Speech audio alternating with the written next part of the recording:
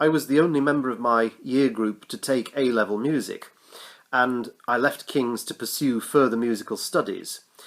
Those took the form of 4 years at university in York, taking both the BA and MA degrees in music, and then a further 3 years working towards the organ-playing diplomas of the Royal College of Organists, culminating in the Fellowship Diploma, which I was awarded 7 years after leaving King's.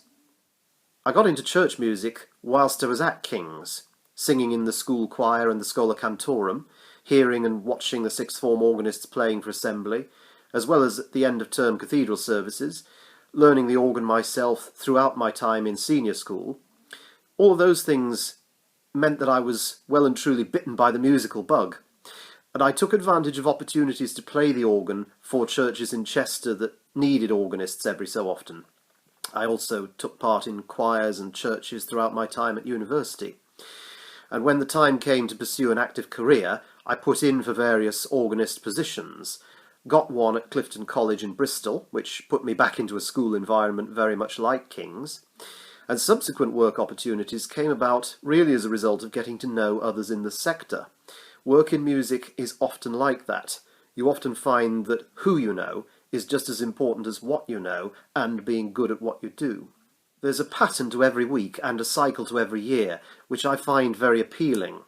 Within that structure, there's the satisfaction of bringing practical skills to task that yield rewards very quickly. We're always rehearsing and performing music. Some of it is well known to us, so we have the opportunity to polish it, make it the best it can possibly be. Other music is new to us, so we have a voyage of discovery to go on. But in all cases, we are setting it before our listeners on a very short time scale. So we don't have to wait long before we can see and appraise the fruits of our labours. I suppose the most challenging thing about working in church music or in music in general is that there's a lot of management involved. Obviously, you have to manage yourself well, keep abreast of your own diary, and make sure that you've planned your own activities well, and avoid getting yourself double booked. You also have to manage other people. You keep them motivated to turn up and sing or play, and you give them as far as possible an enjoyable experience so that they'll come back for more. I'd say practice well. Ensure that you know your subject thoroughly.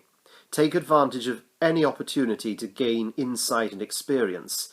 That means attending musical performances of every kind. Learn to love what you do, even if it isn't always as lucrative as you might wish. Most importantly, I'd say spend time with people who share your enthusiasm for this kind of work. Get to know them, and you could be among the first to know whenever there's a vacancy that could suit you.